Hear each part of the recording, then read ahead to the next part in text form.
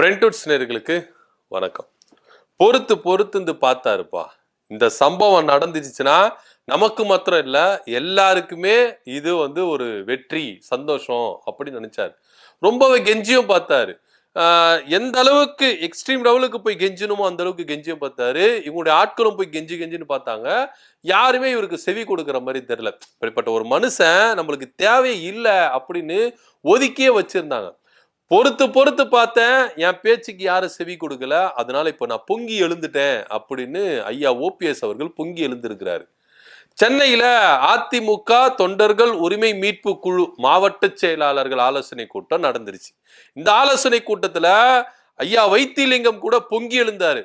1 மாசம் தான் டைம், அதுக்குள்ள நல்ல முடிவு எடுக்கலன்னா நாங்க புதுசா கட்சி ஆரம்பிப்போம் அப்படின்னு சொல்லிட்டு பகிரங்கமா என்ன பண்ணாரு, அனௌன்ஸ்மெண்ட் கொடுத்தாரு. அதை தொடர்ந்து ஐயா ஓபிஎஸ் அவர்கள் டிசம்பர் 15ஆம் தேதி வரைக்கும் தான் டைம்.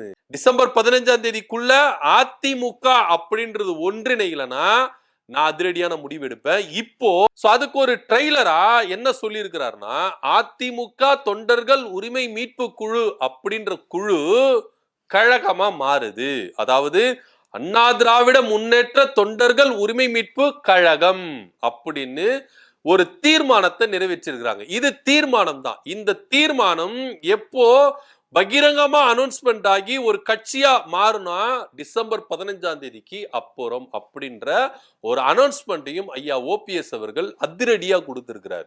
ஏன் ஐயா ஓபிஎஸ் அவர்கள் இந்த அறிவிப்பு அறிவிக்கணும்? ஏன்னா நீங்க நல்லா யோசிச்சு பாருங்க. இதே ஐயா ஓபிஎஸ் அவர்கள் இபிஎஸ் கூட்டி பொதுச் செயலாளர் ஆனார், பொதுக்குழு கூட்டி பொதுச் செயலாளர் ஆனார்ல, அது செல்லாது அப்படின்னு அறிவிக்கணும் அப்படின்னு சொல்லிட்டு நீதிமன்றங்கள்ல, உரிமையல் நீதிமன்றத்துல வழக்கு இருக்கு. இப்போ இவரு கழகம் அப்படின்னு ஒரு தனியா ஒரு புதுசா கட்சி ஆரம்பிச்சுட்டா இவர் போட்ட கேஸ் செல்லாது. ஏன்னா எல்லாருமே கேட்பாங்க, இப்ப நீங்க தான் அதிமுகவே இல்லையே, நீங்க தான் ஒரு தனியா கட்சி ஆரம்பிச்சிட்டீங்களே, உங்களுக்கு இதுக்கு சம்பந்தம் இல்லை. ஏன்னா டிடி வித்யநகரன் ஏற்கனவே இதே மாதிரி தான் போராடி இருந்தார். முட்டி முட்டி முட்டி முட்டி மோதி பார்த்தாரு. இதுக்கு அப்புறமும் இது வேலைக்காகாதுன்னு சொல்லிட்டு அம்மா மக்கள் முன்னேற்ற கழகம் அப்படின்னு சொல்லிட்டு ஒரு கட்சி ஆரம்பிச்சு தனியா ரன் பண்ணிட்டு இருக்காரு. இப்போ அதே பாணியில ஐயா ஓபிஎஸ் அவர்களும் முட்டி முட்டி மோதி பார்த்தாரு. இபிஎஸ் கொஞ்சம் கூட இறங்கி வர மாதிரி தெரியல. நான் கல்லுப்பா, என் மேல யாருன்னா மோதினா உங்களுக்கு தான் விபரீதம், எனக்கு விபரீதம் கிடையாது அப்படின்னு சொல்லிட்டு ரொம்ப ஸ்ட்ராங்கா வந்தார். ஐயா ஓபிஎஸ் அவர்கள் புல்டோசர்ல எடுத்துன்னு என்ன பண்ணாரு, மோதி அடிச்சு பார்த்தாரு. புல்டோசர் தான் சேதம் அடைஞ்சதை கண்டி இபிஎஸ் அப்படின்ற ஒரு கற்பாறை டேமேஜ் ஆகல. சோ இப்படியா இருக்கும் பொழுதுதான் ஐயா ஓபிஎஸ் அவர்கள் அதிரடியான ஒரு அறிவிப்பு கொடுத்திருக்காரு, வார்னிங்கும் கொடுத்திருக்காரு, எச்சரிக்கையும் விட்டுருக்கிறார். இது ஐயா ஓபிஎஸ் அவர்கள் கொடுத்த வார்னிங் எச்சரிக்கை இபிஎஸ் பாதிக்குமானா பாதிக்கவே பாதிக்காது. இதுக்கு முன்னாடி நீங்க எந்த அளவுக்கு வார்னிங் கொடுத்திருக்கீங்க, எப்படியெல்லாம் நீங்க எச்சரிக்கை கொடுத்திருக்கீங்க, கண்டனங்கள் தெரிவிச்சிருங்க, இமையளவும் கூட அது அசையவே இல்லையே. இதுக்கப்புறமா அசையும் அப்படின்ற நம்பிக்கை உங்களுக்கு இருக்கு? சோ இருக்காது. ஏன்னா இப்ப ஐயா ஓபிஎஸ் அவர்கள் புதுசா கட்சியா இந்த என்ன பண்ணணும், ப்ராப்பரா ரெஜிஸ்டர் பண்ணி தேர்தல் ஆணையத்துல ரெஜிஸ்டர் பண்ணி இவர் என்ன பண்ணணும், ரன் பண்ணணும். ஒருவேளை அப்படி ரெஜிஸ்டர் பண்ணிட்டா இவர் போட்டிருக்கிறாருல கேஸ், அது ஆட்டோமேட்டிக்கா வித்ட்ரா ஆயிடும். ஏன்னா 2026 வரைக்கும் தான் ஒருங்கிணைப்பாளர், இணை ஒருங்கிணைப்பாளர் அப்படின்ற ஒரு விஷயத்த ஐயா ஓபிஎஸ் அவர்கள் கொண்டு வந்தார்ல, அது 2026 வரைக்கும் தான் செல்லுபடியாகும். அதுக்கப்புறம் செல்லுபடி ஆகாது. ஒருவேளை ஐயா ஓபிஎஸ் அவர்கள் தனியா கட்சி ஆரம்பிச்சுட்டா இந்த பிரச்சனை இதோட முடிஞ்சது. அதுக்கப்புறம் இபிஎஸ் அடிச்சுக்கிறது யாருமே இல்லை, எதிர்க்கிறதுக்கு யாருமே இல்லை அப்படின்ற ஒரு விஷயம் இது சட்டப்பூர்வமா நடக்கிற ஒரு விஷயமா இருக்கும். அடுத்தபடியா ஒருவேளை ஐயா ஓபிஎஸ் அவர்கள் புதுசா கட்சி ஆரம்பிச்சுட்டா என்ன மாதிரி நடவடிக்கைகளை எடுப்பாரு? இது இபிஎஸ்க்கு பெரும் பாதகம், சாதகமா அமையாது. நீங்க சட்டப்பூர்வமா சாதகமா அமையும். ஏன்னா சட்டப்பூர்வமா ஐயா ஓபிஎஸ் தொடர்ந்த வழக்குகள் எல்லாமே, நிலுவையில் இருக்கிற வழக்குகள் எல்லாமே ஆட்டோமேட்டிக்கா ரிஜெக்ட் ஆயிடும். ஏன்னா இவர் தனியா கட்சி ஆரம்பிச்சிட்டாரு. இவர் தனியா கட்சி ஆரம்பிச்சிட்ட பிறகு இன்னொரு கட்சி மேல உரிமை கோருறதுக்கு இவருக்கு அதிகாரம் இல்ல அப்படின்றது சட்டப்பூர்வமா இவர் இபிஎஸ்க்கு ஒரு சாதகமா இருக்கலாம். ஆனா கட்சி ஆரம்பிச்சுட்டா எப்படி ஒரு பாதகமான சூழ்நிலை வரும் அப்படின்னா, இபிஎஸ் கிட்ட அதிகப்படியான அதிருப்தியாளர்கள் இருக்கவே இருக்கிறாங்க. ஏன்னா பாஜக கூட கூட்டணி வச்சு அடுத்து தேர்தலை சந்திக்க முடியுமா? ஏன்னா இப்போ அதிமுக இருக்கிறவங்க எல்லாருமே பாஜக வேண்டாம், தமிழக வெற்றி கழகத்தோட கூட்டணி வச்சிடலாம் அப்படின்ற ஒரு ஒற்றை கருத்து, ஒரு மாதிரியான ஒரு சூழ்நிலை அங்க இருக்குது. அதிருப்தியாளர்கள் இருக்கிறாங்க. அதனுடைய வெளிப்பாடுதான் அதிமுகல இருந்து மற்ற கட்சிகள் மாறுறாங்க. திமுக மற்ற கட்சியினர்கள் போறாங்க. சோ இங்க ஓபிஎஸ் அணியில இருந்த மனோஜ் பாண்டியன் கூட இதுக்கப்புறமும் இவங்க அடுத்த கட்ட லெவலுக்கு போக மாட்டாங்க அப்படின்னு நான் ஓபிஎஸ் கிட்ட சொல்லிட்டு தான் திமுக வந்து ஜாயின் பண்ணேன் அப்படின்ற ஒரு புதரெல்லாம் நான் பண்ணாரு, நிறைய போட்டாரு. சோ இதுக்கப்புறமும் இதை வந்து இப்படியே எடுத்துட்டு போனா நல்லா இருக்காது. என்ன நம்பி வந்தவங்களுக்கு அவங்களுக்கு நான் எத்தனை செய்யணும். சோ அதனால கட்சியை ஆரம்பிப்போம், கட்சியை ரிஜிஸ்டர் பண்ணுவோம். ஒரு கட்சியை ரிஜிஸ்டர் பண்ணி வெற்றி வாய்ப்பு உள்ள அந்த கூட்டணி கூட நம்ம என்ன பண்ணுவோம், கூட்டணியில சேருவோம். அந்த கட்சியோட கூட்டணி சேர்ந்து நம்மளுடைய அங்கீகாரத்தை பெறுவதற்கு உண்மையான அதிமுக நான் தான்ப்பா, என் கீழே தான் அதிமுக இருக்கிறாங்க, வாங்கப்பா அப்படின்னு இபிஎஸ் கூடாரத்தை காலி பண்றதுக்கும் ஐயா ஓபிஎஸ் அவர்கள் தயாராயிட்டாரு. இப்போ இதுதான் இபிஎஸ்க்கு பாதகமாகும். ஒருவேளை ஐயா ஓபிஎஸ் அவர்கள் கட்சி ஆரம்பிச்சுட்டு பாஜக கூடவோ இல்ல தமிழக வெற்றி கழகத்து கூடவோ கூட்டணி வச்சுட்டா இங்க இருக்கிற அதிமுக இருக்கிற பெரும்பாலானோர் ஜெயிக்கிறோம், நம்ம அதிமுக பாஜக கூட இருந்தா தோத்துருவோம், மக்கள் இடத்துல நம்பிக்கை பெற முடியாது, அதனால இந்த பக்கம் போயிடலாம் அப்படின்னு சொல்லிட்டு இந்த கூடாரம் இந்த பக்கம் வர்றதுக்கான வாய்ப்புகள் அதிகமா இருக்கு. ஏன்னா இப்ப வரைக்கும் ஐயா ஓபிஎஸ் கிட்ட நிறைய பேர் அதிமுக இருக்கிறவங்க நிறைய பேர் பேசிக்கிட்டு இருக்கிறாங்க. ஏன் இன்னும் ஐயா ஓபிஎஸ் அவர்களை பகிரங்கமா அங்கீகரிச்சுட்டு வரல அப்படின்னா, இவருக்கு நிரந்தரமானது ஒண்ணு எதுவுமே இல்லை.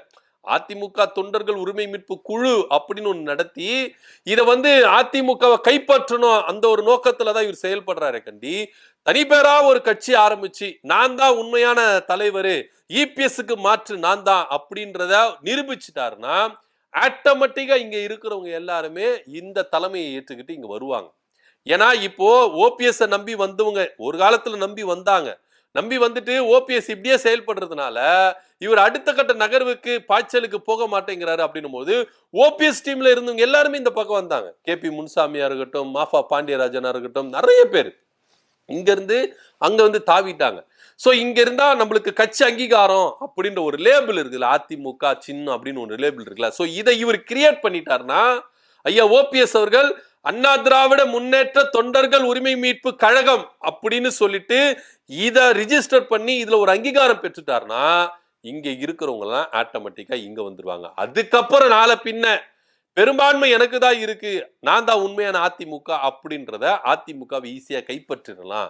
இந்த அதிமுக உரிமை மீட்பு குழுவை கலைச்சிட்டு நம்ம அதிமுக அப்படின்ற பேரை வச்சிடலாம். ஏன்னா பெரும்பான்மை இங்க இருக்கும் பொழுது இங்க இவரை நம்பி யாரும் வரதுக்கு தயாரா இல்லை. ஒருவேளை எடப்பாடி பழனிசாமி வீழ்த்துவதற்கு ஐயா ஓபிஎஸ் அவர்கள் இந்த மாதிரி ஒரு நடவடிக்கை எடுக்கலாம் அப்படின்னு. ஏன்னா ஐயா ஓபிஎஸ் அவர்கள் அனௌன்ஸ்மெண்ட்டுக்கு பின்னாடி இருக்கிற விஷயங்கள் எல்லாமே இதுதான்.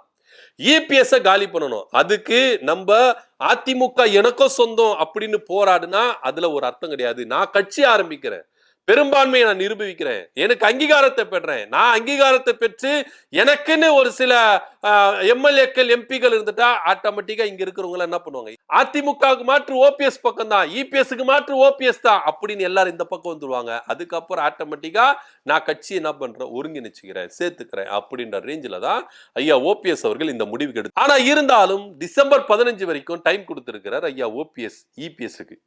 ஒருவேளை செங்கோட்டையன இதே மாதிரி தான் டைம் கொடுத்தார், அதிமுக ஒன்றிணைக்கும் டைம் கொடுத்தார், அடிப்படை உறுப்பினர் வந்து தூக்கிட்டார். இப்போ ஓபிஎஸ் அவர்கள் இந்த விஷயத்த அனௌன்ஸ்மெண்ட் கொடுத்திருக்காரு, வார்னிங்க கொடுத்திருக்காரு. இத இபிஎஸ் அவர்கள் ஏத்துக்க போறாரா இல்ல எப்போதும் போல அவர் பாட்டு கத்தின்னு இருக்கட்டும், நம்ம பாட்டு நம்ம வேலையை செஞ்சிருப்போம் அப்படின்னு சொல்லிட்டு ஐயா இபிஎஸ் அவர்கள் செயல்பட போறாரா? அப்படி ஒருவேளை செயல்பட்டா அது இபிஎஸ்க்கு பாதகமா தான் இருக்கும், சாதகமா இருக்காது. 2026 சட்டமன்ற தேர்தலில் இப்பவே வாக்குகள் பிரிஞ்சு கிடக்கு. தொண்டர்கள் இப்போ எடப்பாடி பழனிசாமி நம்பிக்கை இழந்துட்டு வராங்க. இப்ப தொண்டர்கள் அனைவரும் இபிஎஸ் நம்பிக்கை இழந்துட்டு வராங்க. அதிமுகவுக்கு மாற்று இந்த தொண்டர்கள் உரிமை மீட்பு குழு தான், இபிஎஸ்க்கு மாற்று இந்த ஓபிஎஸ் தான் அப்படின்னு ஐயா ஓபிஎஸ் நிரூபிச்சுட்டா இன்னைக்கு எல்லாருமே அவங்க கிட்ட போவாங்க, வாக்குகள் சிதறும். ஏன்னா நீங்க நல்லா யோசித்து பாருங்க, தமிழக வெற்றி கழகம் எந்த வாக்குகளை குறி வச்சு வராங்கன்னா அதிமுக வாக்குகளை வச்சுதான் குறி வச்சு இப்போ வரைக்கும் அதிமுகவை விமர்சிக்காம இருக்கிறாங்க. நம்ம சொல்லல அதிமுக விமர்சிக்கலன்னா அவங்க கூட கூட்டணி வைப்பாங்களான்னு, இல்ல, அவங்களுடைய வாக்குகளை அறுவடை செய்யறதுக்கு தான் அதிமுகவை இது வரைக்கும் விமர்சிக்காம இருக்கிறாங்க. சோ அதனால இப்ப ஐயா ஓபிஎஸ் அவர்கள் கட்சி ஆரம்பிச்சுட்டு ரிஜிஸ்டர் பண்ணி தேர்தல் பிரச்சாரங்களை ஈடுபட்டு ஒருவேளை 2026 சட்டமன்ற தேர்தலில் இபிஎஸ் விட ஓபிஎஸ் ஐயா அவர்கள் கொஞ்சம் பெரும்பான்மையோட வந்துட்டா, வாக்கு சதவீதத்திலும் சரி எம்எல்ஏ கேண்டிடேட்டும் சரி வந்துட்டா, இங்க இபிஎஸ் கூடாரம் காலியாகும். அப்போ அவர் ஃபீல் பண்ணுவாரு, ஏன் நம்ம இபிஎஸ் ஓபிஎஸ் சேர்த்துக்கல அப்படின்றத இபிஎஸ் அவர்கள் அப்போ ஃபீல் பண்ணுவாரு அப்படின்றது தான் நிதர்சனமான உண்மை. ஸோ இப்படி கணக்குகளை வைத்துதான் ஐயா ஓபிஎஸ் அவர்கள் இந்த அதிரடியான மூவை எடுத்திருக்கிறார். இத்தனை காலம் கடந்து ஐயா ஓபிஎஸ் அவர்கள் அதிமுக இருந்து வெளியே வந்தார்ல, தர்ம யுத்தம் ஸ்டார்ட் பண்ணார்ல, அப்பவே இவர் கட்சி ஸ்டார்ட் பண்ணிருக்கலாம், கட்சி ஸ்டார்ட் பண்ணி வந்திருக்கலாம். ஆனா இத்தனை காலங்கள் எதுக்கு இவர் எடுத்துக்கிட்டாருன்னா, ஒரு நம்பிக்கை இருந்தது, திரும்பவும் சேர்த்துக்கிட்டு நம்ம கிட்ட இருப்பாங்க. திரும்பவும் சேர்த்தாங்க, இரட்டை தலைமை இருந்து ஒற்றை தலைமை பிரச்சனை வரும்போது திருப்பி வெளியே அனுப்புனாங்க. அப்பவும் இவர் கட்சி ஆரம்பிச்சிருக்கலாம். ஆனா அப்பவும் இவர் கொஞ்சம் நம்பிட்டு இருந்தார், நிச்சயமா சேர்த்துப்பாங்க, ஒருங்கிணைந்தா இங்க பழையபடி இருக்கலாம் அப்படின்னு. ஆனா இதுக்கப்புறமும் பொறுத்திருந்தா வேலைக்காவது பொங்கி எழு மனோகரா அப்படின்ற ரேஞ்சில ஐயா ஓபிஎஸ் அவர்கள் பொங்கி எழுந்திருக்கிறாரு. குழு இப்ப கழகமா மாறி இருக்கு. இந்த கழகத்தினால எடப்பாடி பழனிசாமி கொஞ்சம் அலறிந்தான் இருக்கிறாரு, நடுங்கிதான் இருக்கிறாரு அப்படின்னு நினைக்கணும். ஏன்னா இதுக்கு அப்புறம் என்ன அடுத்த கட்ட நகர்வு இருக்க போகுது, டிசம்பர் 15ஆம் தேதிக்கு பிறகு ஒரு அதிரடியான அறிவிப்பை ஐயா ஓபிஎஸ் அவர்கள் அதுக்கான வேலைகள்லாம் நடந்துட்டு இருக்கு. கட்சி கொடிகள் அப்புறம் சின்னங்கள் எல்லாத்தையும் அனௌன்ஸ்மெண்ட் பண்ணுவாங்க அப்படின்றத எதிர்பார்க்கிறோம். என்ன நடக்க போகுது அப்படின்னு பொறுத்து பார்க்கலாம். ஐயா ஓபிஎஸ் அவர்கள் புது கட்சி ஆரம்பிக்கிறேன் அப்படின்னு சொல்லிட்டு ஒரு அனௌன்ஸ்மெண்ட் கொடுத்திருக்கிறாரு. இது இபிஎஸ்க்கு கொஞ்சம் புளிய கரைச்சிருக்கு. இதை பத்தியோட கருத்து என்ன அப்படின்னு கமெண்ட் பண்ணுங்க. நன்றி, வணக்கம்.